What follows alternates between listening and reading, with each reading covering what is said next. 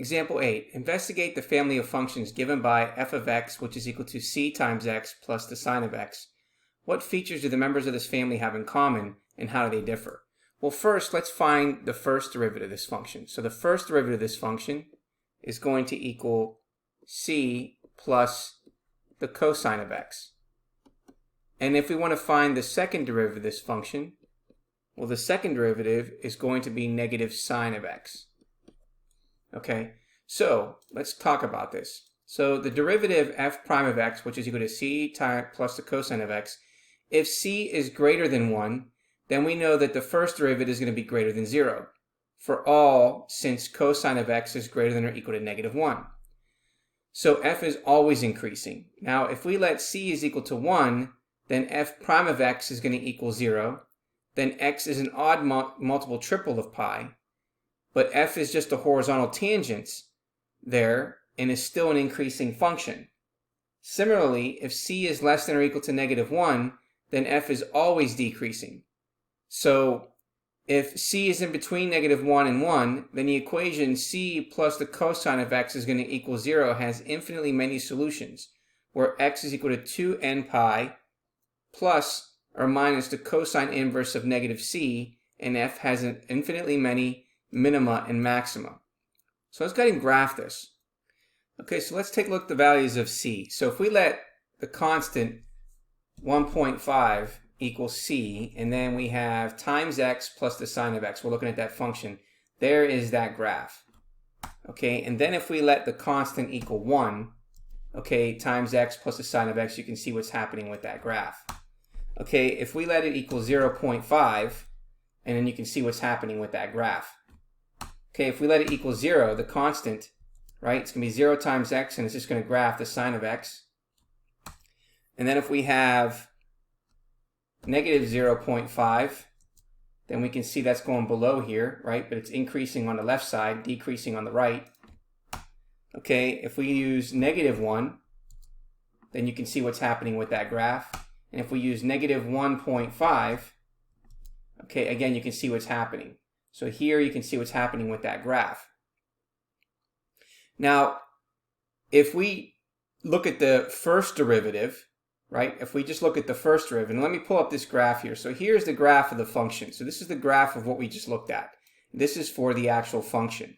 Now, let's take a look at what happens when we put in the derivative function. Okay, so if we put in a derivative function, f prime of equal to c plus the cosine of x, so we're going to have, let's see here, 1.5 plus the cosine of x. Okay, so if we put in 1 plus the cosine of x,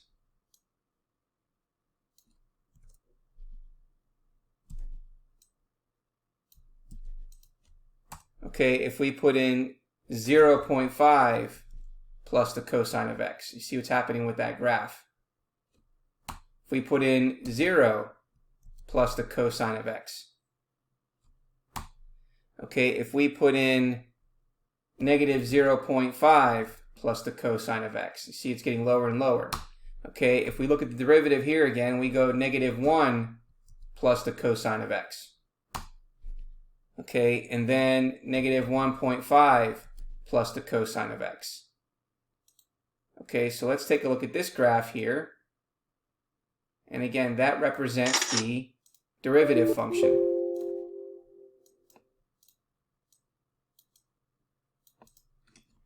So again, this is f of x.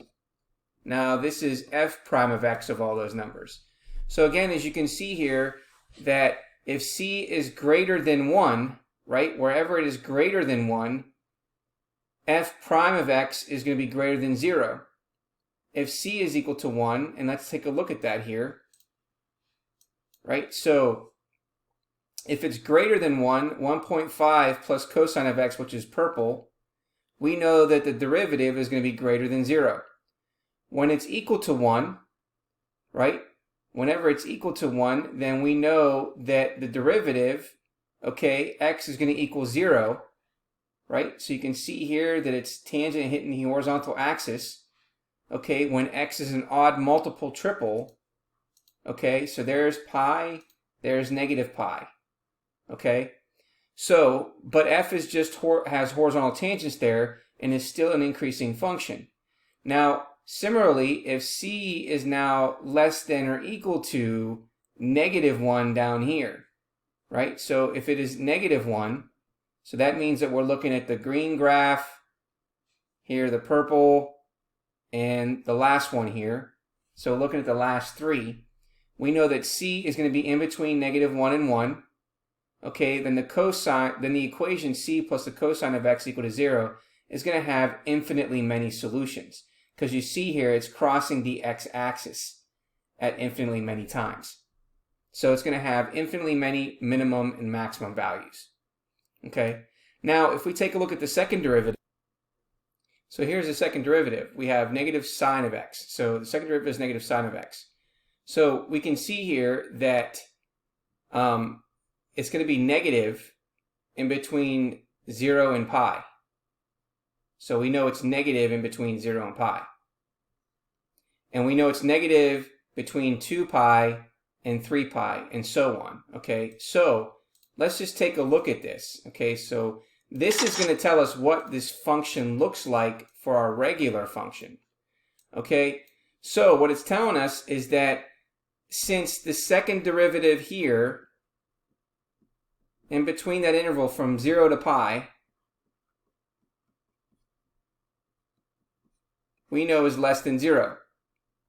Okay, so in between 0 to pi, and in between 2 pi and 3 pi, again, we know that the second derivative is less than 0, and so on. And then if we look between pi and 2 pi, so in between the interval of pi and 2 pi, we can see that the second derivative is greater than 0. And same thing over here. Between 3 pi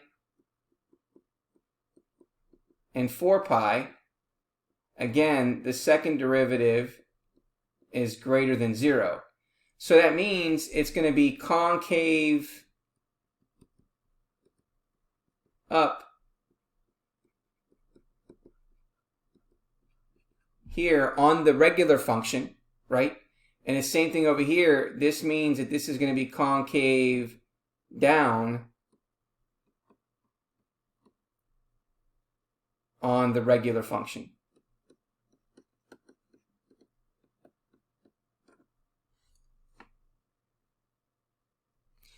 And so therefore, this is illustrated by this graph.